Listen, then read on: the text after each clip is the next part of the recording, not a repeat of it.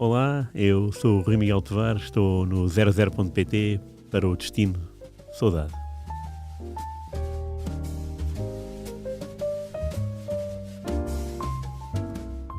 Dia 21 de julho de 2001 e hoje vamos falar com o grande Rui Miguel Tovar, de um senhor que atualmente é presidente do Benfica, mas que, se me permites, Rui, antecipar um bocadinho isto, foi um tremendo jogador, provavelmente melhor jogador do que dirigente, vamos ver esta segunda parte.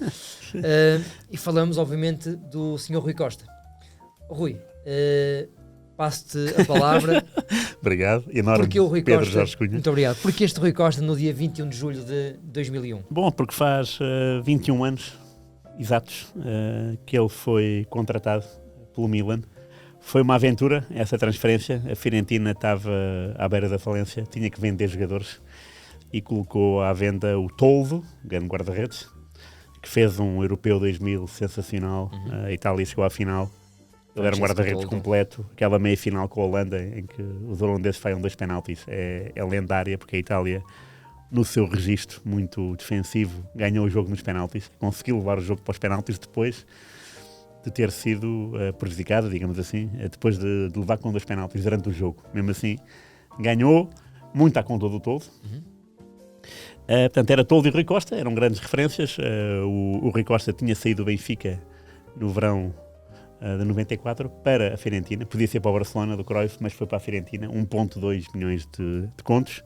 Na altura foi o jogador mais caro sempre. Sim. Na Fiorentina conviveu com Batistuta e só isso era sinónimo de música para os ouvidos. Uma grande Fiorentina, nos anos 90 teve equipas muito muito fortes. Sim. E aliás ganharam uma taça de Itália, chegaram a jogar na Luz para a taça das taças, para a meia-final, aliás para os quartos de final, acesso à meia-final. A Fiorentina ganhou 2-0, com 2 golos nos descontos, um na primeira parte, outro na segunda, Batistuta e Baiano. O gol de Batistuta ao Perredome é uma coisa... Baiano italiano, não é? Baiano italiano, sim. Francesco Baiano, se não me recordo. É possível, sim. Lembro-me dele no Foggia, se não me engano. Ele tinha pancada por Eves, se calhar Foggia, Fiorentina, não sei. E não devemos ver isso. O Foggia. E depois, em Florença, 1-0, gol de Edgar, o treinador era o Manuel José, o Benfica eliminado, Fiorentina seguiu em frente, só foi parado pelo Barcelona na meia-final. Barcelona que tinha Robson, Mourinho, Bahia, Couto, Figo, Ronaldo Fenómeno, claro. Enfim. Portanto, essa Fiorentina era muito forte, ganhou uma Supertaça de Itália ao Milan em Milão, Batistuta 2 golos. Rui Costa era de facto um jogador sensacional. Em Itália também era a sua praia, porque a Itália gosta dos artistas e o Rui Costa, como maestro que era, sim, de facto carregava o piano com muita delicadeza. Mas em 2001 a Fiorentina estava nas ruas da amargura, tinha que vender jogadores. Houve um acerto entre a Fiorentina e o Parma, mas daquilo que a Fiorentina ia ganhar eram trocos, mas para o desespero mais vale trocos do que nada. Claro. A verdade é que o Toldo e o Rui Costa não gostaram muito do acordo. Primeiro, o Parma nunca tinha ganhado nada e assim continua em matéria de primeira divisão italiana. E, portanto, para eles aquilo não era um desafio assim tão aliciante. O Rui Costa estava de férias no Algarve. O empresário dele, italiano, chegou a negociá-lo para a Lazio. Veio para o Algarve, apresentou a proposta. Rui Costa pediu uns dias, também pediu uns dias ao Real Madrid, que na altura, onde estava na altura o Luís Figo, e não estava, mas era as conexões, o Figo já lá estava, portanto podia haver ali uma boa relação. O Rui Costa ficou de pensar, mas na viagem desse tal empresário do Algarve para Roma, de comboio, estranho, né? Há 21 anos o empresário andava de comboio, é bonito. Na viagem... Não era uma viagem curta. Nada. Era mais distante do que cidade de Porto. Exato. Nem mais. E de repente o Rui Costa telefona, tinha 40 chamadas não atendidas do Rui Costa, a dizer que tinha escolhido o Milan porque o Berlusconi aceitou pagar 8 milhões por o Rui Costa. 8 milhões. 8 milhões. Portanto, 8 milhões de contos. Ainda estamos nos contos.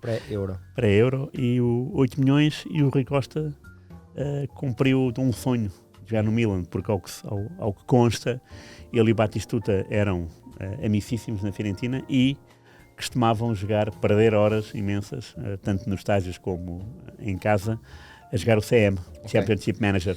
E a equipa do Rui Costa era o Milan. Portanto, ele tinha será o único ponto em comum do Rui Costa, do Batistuta, connosco. Será o vício pelo CM. Com certeza. E o Rui Costa foi apresentado nesse dia. Curiosamente, foi apresentado no mesmo dia que Pirlo, que era um defesa romeno, e Coloccini, o central argentino. Cabeludo, não é? Cabeludo. Portanto, acabou por ser um grande golpe de mercado. O Rui Costa no Milan, não é? Porque, de facto, o Rui Costa tinha tido 7 anos na Fiorentina, com muito glamour, ganhou 2 taças de Itália, aquela que eu disse com o Batistuta, depois houve uma outra com o Nuno Gomes, com um golo do Nuno Gomes. O Rui Costa é capitão, portanto, o Rui Costa levantou a taça, isso dá-te um prestígio, mas o Rui Costa queria ser campeão europeu, e com a Fiorentina isso não era possível. A minha questão vai um bocadinho em contra das tuas palavras. Por todo o respeito, até alguma simpatia pela Fiorentina e por Florença, que conheço bem. Muito. Como é que o Rui Costa esteve 7 anos na Fiorentina sem ser contratado por um dos tubarões? Porque a Fiorentina não faz parte, digamos, do quarteto fantástico do futebol italiano em termos de títulos, pelo menos, não é? Milan, Inter, Juventus e eventualmente a Roma. Sim. Pois, há os 3 grandes, não é? Como cá, que é o Milan, o Inter e a Juventus.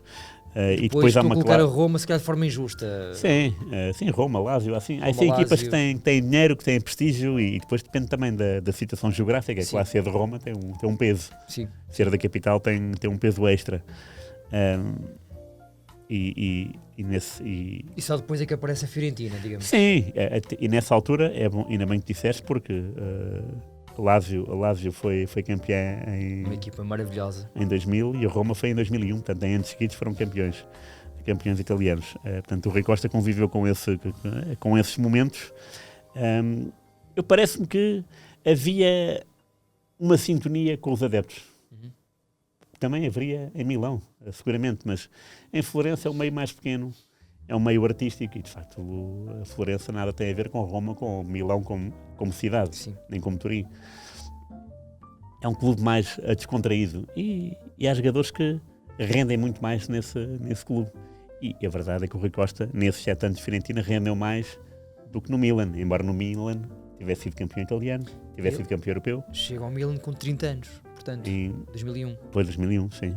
Já numa fase, pronto, não era um veterano, mas era uma... Sim, eu diria 29, acho eu, não. Ele é de 72, não. 72, ou isso é o Figo. 72. O Figo é de 72. Ok, então talvez 29. 29 anos. Era um sonho de Berlusconi também, primeiro-ministro italiano, na altura. Mesmo assim, presidente do Milan, fazia aqueles negócios.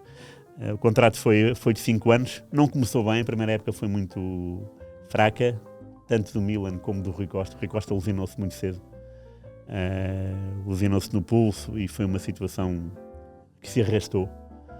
Lembro que o Milan estava na Taça UEFA e foi de abalroado pelo Dortmund. Eliminaram Roda da Holanda nos penaltis em Milão, vi esse jogo lá. O Milan ganhou em Kerkrade, na Holanda, e depois perdeu em casa com o Roda, lamentável. Mas passou nos penaltis e depois apanhou o Dortmund, e o Dortmund foi muito, muito forte.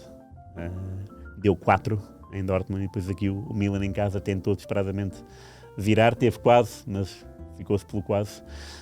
E de facto é o Dortmund que vai à final da Taça UEFA e depois perde com o Feyenoord do Van Hooijdonk em Roterdão, com a arbitragem de Vítor Pereira, que expulsou Jurgen Kohler no último jogo da carreira, nesse lance. O Jurgen Kohler agora, era um bonzinho, não fazia faltas, não dava porrada a ninguém. Mas falando do Rui Costa, acho que havia esta sintonia. Claro que ele teve treinadores um bocado chatos, o Ranieri foi um deles. Foi um treinador que tirava-o muitas vezes da meio do jogo, e isso para um 10 é um insulto, não é? E lembro-me de várias polémicas do Rui Costa com o Ranieri, porque às vezes a câmara captava o incidente e o desagrado na cara do Rui Costa era evidente, e depois seguia aí um vafanculo, não é? Tipo, pronto, isso as câmaras captavam, depois era rios de tinta na imprensa italiana a dar conta dessa inimizade, mas o Ranieri tinha um grande gosto em treinar o Rui Costa, só que às vezes sentia que Claro. a equipa precisava de sacudir. Algo diferente, sim. Algo diferente, mas o Rui Costa houve alguns bate-bocas. E depois no Milan, lá está, ele foi campeão italiano e campeão europeu. Aliás, até foi primeiro campeão europeu e depois campeão italiano. Em 2003, campeão europeu com os Juventus, numa final de penaltis em Old Trafford. E em 2004 foi campeão italiano, já com o Ancelotti, Carlo Ancelotti. Porque aqui, agora lembrei-me de um detalhe. Ele queria ir para o Milan também, porque o Milan estava a ser treinado pelo turco Fatih Terim. Fatih Terim. Já o tinha treinado a ele e o Nuno Gomes na Fiorentina. E tinha ficado uma relação próxima. Uma relação. E o Rui Costa estava doido nisso. Portanto, não queria ir para a Lazio e queria ir para o Milan. Pronto, ele lá conseguiu. Lá mexeu os seus cordelinhos. O Berlusconi também era um fanático de 10, não é? O Gullit é um claro exemplo disso. E o Rui Costa, de facto, entrou numa equipa belíssima. Claro que o Pirlo, quando foi apresentado com ele, não era o Pirlo. Não ainda, era o Pirlo. Iria ser. Deveria ser. Mas havia jogadores de imensa classe. Pronto, já para não falar da defesa com o Maldini, mas havia o Seedorf, né, que era um craque. Adorava o Seedorf. Da cabeça aos pés. Jogava muito. O Shevchenko ainda? Shevchenko, sim. Aliás, o Rui Costa ganha a Supertaça Europeia ao Porto, a fazer o cruzamento para o gol do Shevchenko. É 1-0 no Mónaco. Rui, e na altura ainda apanha o Maldini e o Baresi, ou não? Olha, o Baresi de estar naquela fase que não sei se já tinha deixado de jogar ou não. Eu acho que sim, acho que o Maldini apanha a certeza, né? O Maldini é quase intemporal. Maldini apanha. O Costa Curta também deve ter apanhado. Deve ter apanhado ainda também. Sim. O Baresi não me recordo, mas depois Baresi vamos também tirar não. isto a limpo. Baresi também não. O Baresi joga com o Futre, isso é garantido, né? Mas isso é um bocado antes. Sim. Mas o Rui Costa apanha ali, pronto, apanha o Gattuso, o Ambrosini, apanha esse meio campo também do Operário. E ao Milan, pronto, o Fatih Terim não fez história no Milan, porque lá está, a primeira época não foi muito enfadonha. E lembro-me que o Rui Costa tinha a mania de marcar ao Brescia, marcou muitos gols ao Brescia, tanto no campeonato como na Copa. E quando foi campeão europeu em 2003, foi titular. Portanto, há esse cunho, era titular do Ancelotti. Se não me engano, até há um gol anulado ao Milan nesse jogo, nessa final com os Juventus. E o gol é anulado por fora de jogo posicional do Rui Costa, que estava a tapar o Buffon. Não me lembro quem é que rematou fora da área, mas o Rui Costa estava na linha da bola, portanto o gol foi anulado. Depois o Rui Costa voltaria a estar presente noutra final europeia, 2 anos depois, aquela fatídica com o Liverpool em Istambul, do 3-0 para os 3-3. Aí ele não foi titular, já havia outro monstro que a gente já vai falar daqui a nada. O Rui Costa entrou, se não me engano, no prolongamento e não marcou nenhum penalti. O que eu acho é uma pergunta que tenho que fazer ao Ancelotti um dia e ao Rui Costa no outro dia. Como é que um jogador entra aos 100, não sei se foi aos 112, e não é selecionado para os penaltis? Ainda por cima o Rui Costa, que era, creio eu, um bom batedor de penaltis, pelo menos marcou na final de 91 o penalti decisivo. Não é? E não só, há uma final mundial Milan-Boca Juniors, e o único gol do Milan é do Rui Costa, nessa final, na sequência de penaltis. Portanto, era um jogador que não virava a cara à luta, digo eu. É daquelas decisões que nos espantam. Portanto, teria curiosidade de saber o porquê desta situação. Para concluir só esta parte sobre o Rui Costa, principalmente para os nossos leitores ou ouvintes mais jovens, que estão habituados a olhar para o Rui Costa de fato e gravata, Rui, o teu homónimo Rui era de facto um médio de elite mundial, era um número 10 com uma elegância a jogar. A minha primeira grande imagem do Rui é o gol à Austrália.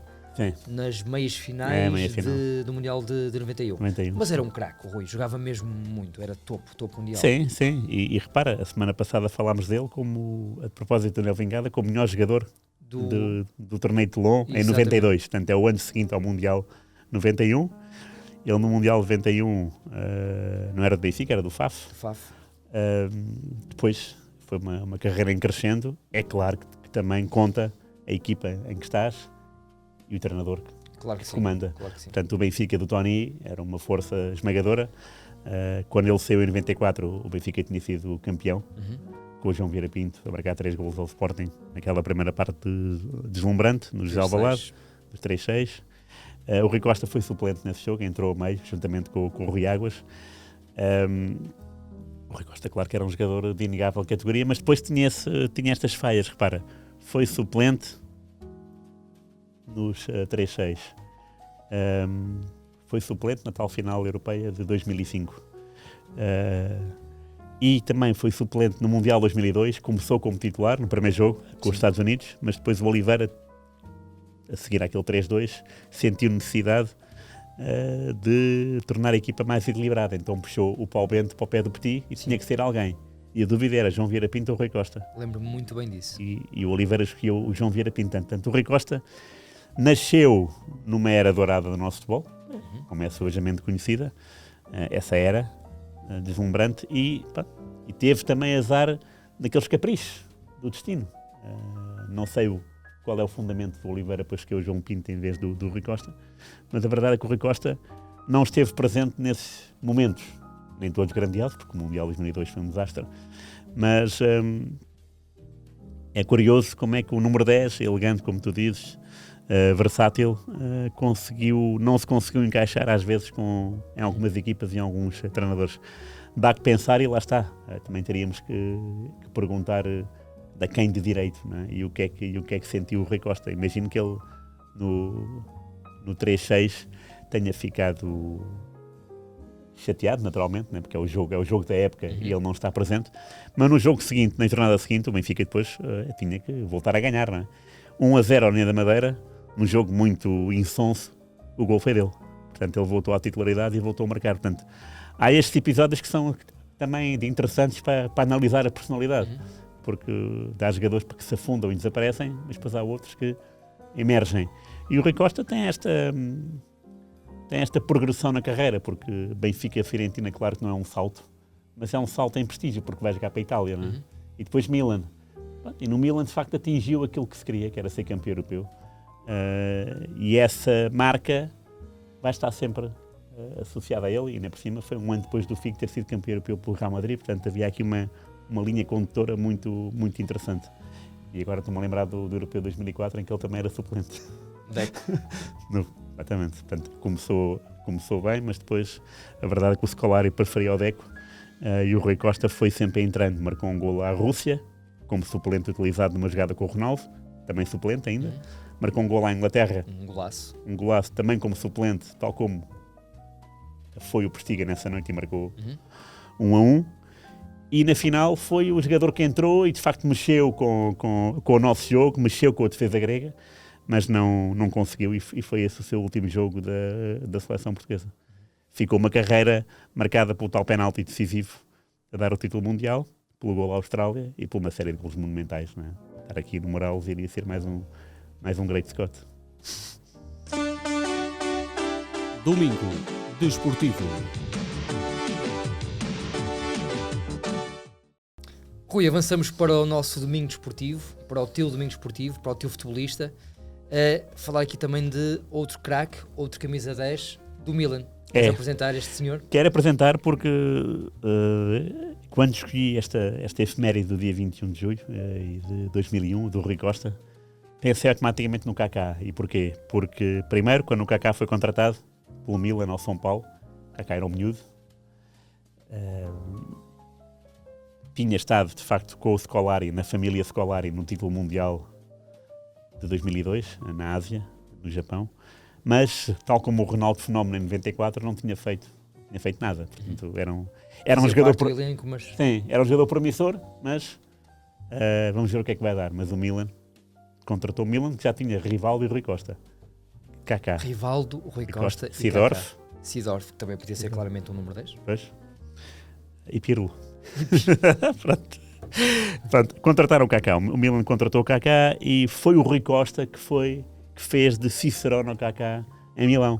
Lembro perfeitamente dessa reportagem jornalística italiana, porque é costume um jogador do plantel ir receber o jogador ao aeroporto, mostrar dos cantos à casa a cidade, Milanello, o centro de treinos do Milan, e o Rui Costa foi o padrinho do Kaká.